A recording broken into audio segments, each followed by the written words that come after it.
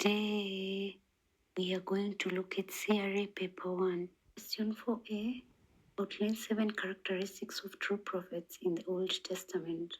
So they were called by God, received revelation from God, were obedient, faced opposition, spoke with authority, practiced monotheism, worship of true God, Yahweh, understood prophecies, preached judgment and restoration.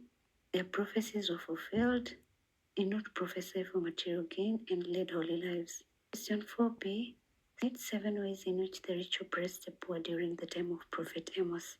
Took people's garment in pledge, robbed the poor, merchants overcharged the poor sold for a piece of silver, food sold to the poor were unfit for human consumption, there was cheating in business, the poor were sold into slavery, they were denied justice, and they were not listened to in courts.